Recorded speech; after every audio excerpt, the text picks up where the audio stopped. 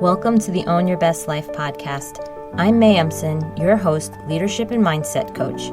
Here, we talk all things spiritual, mindset, business, leadership, and wellness for the modern seeker who wants to align their life with purpose and inspiration. We'll cover career changes, stress management, meditation, energy, intuition, and more. Each episode holds spiritual and practical tools to help you live a life of your wildest dreams without getting burnt out along the way. Ready to live a life on your own terms? This is the Own Your Best Life podcast. Welcome, friends, to episode number 24 of the Own Your Best Life podcast. When you're looking for an answer, one of the best ways to find it is to ask the right questions. So questions open us up to this new way of thinking.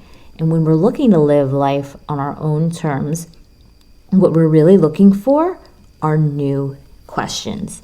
So today we're going to be diving into the 5 questions that will change your life. So for me, I've always been curious about people. Why do people do what they do? What makes people successful? What drives them? And how did they make the decisions that would ultimately change the course of their life? What were the actions that they took? This is one of the reasons why coaching, training, personal development work, this is my vocation. I've had this never-ending hunger to understand what drives humans to do what they do. And when you're looking for an answer to a question, and you ask long enough, and you ask with enough persistence, you'll often find the answer. And in life, we don't get what we deserve. We get what we ask for. But what's the caveat to this? The caveat is this. You need to know what specifically do you want.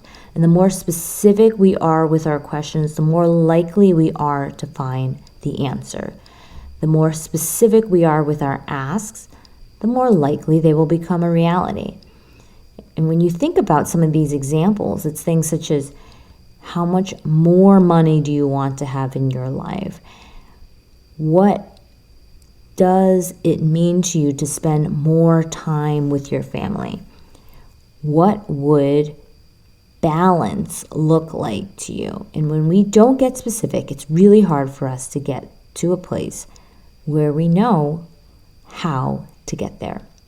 So let's start with these 5 questions. And these are the 5 questions that I've asked myself at the beginning of my journey to change careers, to dive deeper and commit fully into my spiritual practices, to commit to this new level of living and discover how to utilize my gifts for even greater impact. So the first question is this: what problems do I enjoy solving? And one of the quickest ways to live in a state of freedom is to enjoy the problems you have in your life. What have you always had problems in your life? Wait, we actually do. What would it feel like to be able to see these problems as things that are A, worth your time, B, solvable, and C, the catalyst for something even better? I challenge myself to enjoy seeing problems in my life. So what are the problems that I enjoy solving? I enjoy solving problems of uncertainty, poor performance, anxiety, stress, overwhelm, plateauing, integrity, lack, disconnection. When I understood that these problems were the ones that I love to solve, I started to understand that I had my vocation sitting right in front of me.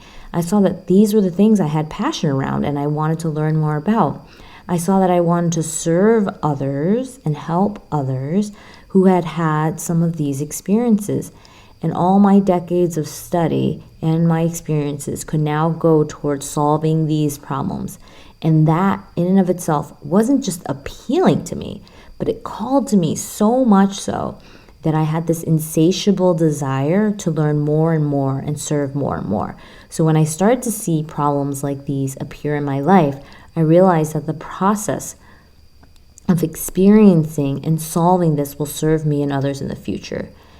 If you can understand what problems are the ones that you would trade someone else's problems for, if you would actually want to look into and solve, it starts to open up a state of freedom so that you're available to experience whatever feelings of frustration, stress, overwhelm, low energy that revolve around this problem that you have. And you'll experience it with a curiosity that starts to allow you to enjoy the ride. This is what transforms your life. This is what helps you find your purpose. This is what helps you find your calling, your vocation. All right, so that was question number 1. What problems do I enjoy solving? Question number 2 is this. What must I have in my life? I love that idea that we all get what we must have, not what we should have. If we don't know what we want, it's really hard for us to go after it. We know that. But once we know what we want, if we don't see that it's absolutely necessary to transform ourselves or our lives in this way, it won't happen. We all have these thresholds of acceptability. How much we're willing to have in terms of money, relationships, time, and health, for example, and then how much we must have. And if you're someone, for example, who has always weighed, let's say 120 pounds, and you feel good there, you feel healthy, you move easily, you have good amounts of energy, and you're feeling good. If you gain 10 to 20 more pounds on top of that within the span of, 1 or 2 months, you'll likely start to feel uncomfortable. You'll start to ratchet things back. You'll try to pull the weight back down. You'll notice all the things that aren't working. Maybe your pants or your clothes don't fit as well, and you start to feel uncomfortable. You notice things just look different, and as a result, you'll move more. You'll clean up your eating, and you'll see yourself coming back down to that weight of 120 pounds. Why? Because that's a must in your life. And the same thing goes for money. You'll feel uncomfortable if you suddenly start to make a lot less money in your life, and you'll do the work of trying to bring it back up. Now, if you want to move upwards past where you are, you've got to increase your minimums and change your musts. And this is the work of finding a new goal. And in that, you begin to change your life. So what must I have in my life is question number 2 that will help you up the ante. Okay, question number 3. How can I have more impact while also having more fun?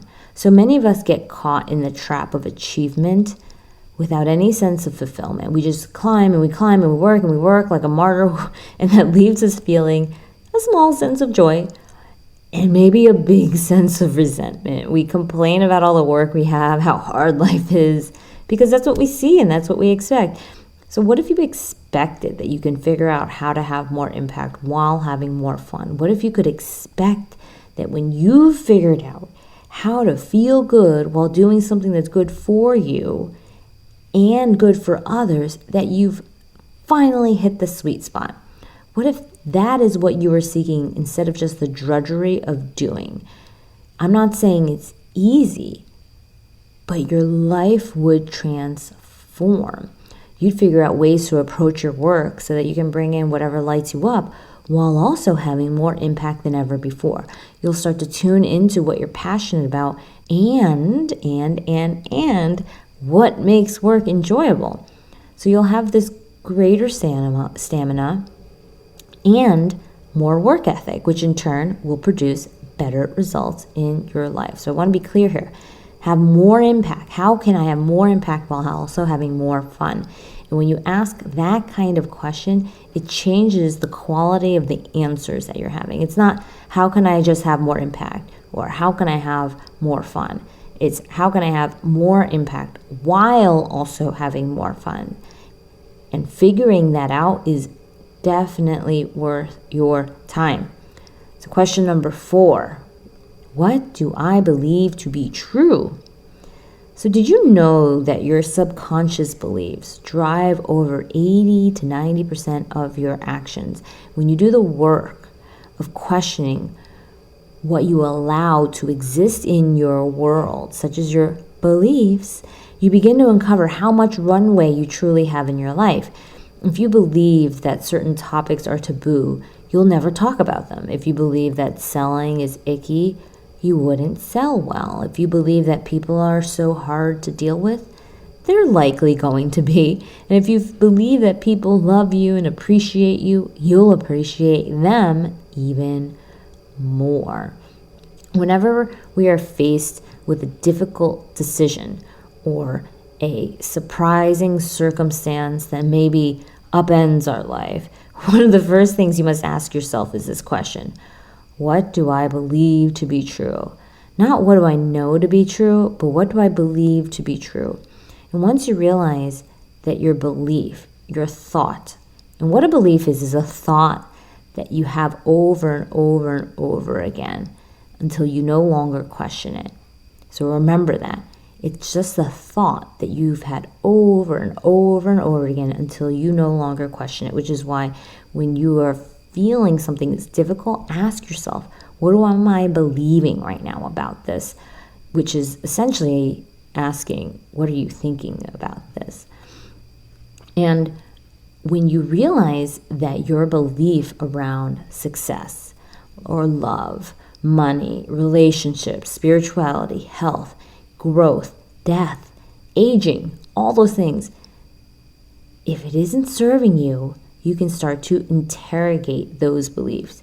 You can ask yourself, are they ultimately true? And these beliefs are like the stones that are covering your potential to free yourself from that feeling of never breaking through, of always feeling about something, or always feeling down, depressed, lackluster, like a low sense of energy, or just a feeling of this is terrible. This doesn't have to be true for you. In your life, when you see that those feelings are constant, these are the stones that you can lift up and realize and see these are immovable. And suddenly you will allow for a plant perhaps to grow there, right? Where you're just lifting the stone up. So you can now see these unhelpful beliefs as stones that are blocking your path to growth. And your job is to let that garden of your soul, of your potential, of whatever it is that is in the future for you grow, unfettered by all these stones in your path. And every day you need to walk the fields of your mind looking for these stones. And once you find them, you've got to move them out. And this habit is one of the most important towards allowing yourself to move forward in your life. Asking yourself, what am I thinking about this? What do I believe to be true about this? All right, so that was question number 4. What do I believe to be true? Question number 5, how can I increase my levels of energy? So if you're not looking to raise your capacity, skills, and your abilities to meet what life has in store for you, you'll end up wishing everything was easier. And how many of you feel that maybe on a day-to-day basis? I just wish, raise your hand. I just wish that was a little bit easier. Look, I appreciate that. But instead of how we can wish everything was easier, how can we instead look at increasing our levels of energy and our capability to meet and rise to this occasion? This is where we can begin to see that health is our wealth, and that our body is a vehicle for our growth and our transformation, and that you need to work your body the same way we need to work our minds. And if we don't work our bodies and we let them sit there, they won't get stronger. If we overwork our bodies and we won't recover, then we'll burn ourselves out. So managing the energy of our life force is no small feat, but it's one that when you tend to it, it actually yields greater and greater rewards. You can see yourself as a vehicle that transforms energy from food, from rest, from movement into all that springs forth materially in your life. You are what you eat. You are the way you move. You are the way you breathe. And once you realize how important it is to unlock the potential our bodies have in store for us, we'll begin to look at our eating and our movement habits in a new light. And we stop attaching so much judgment to our appearance, but instead see it for what it is, a reflection of what is in our minds. True beauty is in taking care of ourselves so that we can take care of others. Strength is in fueling our bodies, moving our bodies so that we can see that resilience is always available to us. And connection to our life energy is a connection to our innate power. We work to increase the levels of energy we have available to us so that you will feel more skilled, more capable, and more able to rise to the uncertainty of this changing world.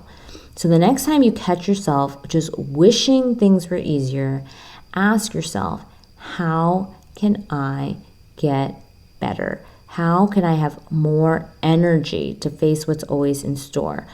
What am I doing with my physiology and my physical body to put myself in a state where I am prepared to rise to this occasion, where I feel confident, where I feel strong? And if you do that, you'll actually end up feeling like you have so much more space, time, and energy in your life. It would transform yourself from feeling like you're barely making it through the day-to-day to making the day yours. So which one would you rather experience? Which one would you rather experience? I would say making the day yours, the latter, wouldn't you? All right. So to recap, the 5 questions that will change your life are this. Number 1, what problems do I enjoy solving? Number 2, what must I have in my life? Number 3, how can I have more impact while also having more fun? Number 4, what do I believe to be true right now? And then questioning those beliefs. Number 5, how can I increase my levels of energy so that I can rise to the occasion? All right, so those are the 5 questions. I hope you ask yourself these questions on a daily basis. If not, at least write them down now and ask yourself, in the pursuit of the thing that I want right here, right now. And if you're not sure what you want, just pick up one thing. Think of the first thing that comes to mind. Answer those questions in relation to solving that issue or problem or that opportunity and that rise to the next level that's available for you right now. And I promise you, it will change the way you start to approach your life. All right. So thank you guys for joining me this week. And if you want help designing your day and learn how I design mine so that I ask myself these kinds of questions, so that I make the important decisions that change my life and I take the actions that I need that will move me forward on a day-to-day basis, I'm hosting a free Design Your Day workshop. You definitely want to RSVP now to get a spot. This training is going to be legit and amazing, and some of the best strategies and tools that I use daily to shift my mindset that has led me to change careers, improve my health, make more money than ever before, and feel calm and excited and passionate and lit up while doing it. So together we're going to start the process of designing a life where you're taking action on whatever it is that you want to be doing in your life. All right, so go to mayemson.com/design your day to sign up for this workshop. I'll hope to see you there. Have a good one. See you next week. Thanks so much for joining us this week on Own Your Best Life. Make sure to subscribe to the show on iTunes or wherever you listen to podcasts so that you'll never miss a show. And while you're at it, can you please rate and review on iTunes? I would so appreciate it. Share it with a friend, take a screenshot of it, and tag @MayEmson. This helps continue to get the word out. For more show notes and resources, check out www.mamson.com. You'll have all the links to everything you heard here today. Thanks so much for listening. It's time to own your best life.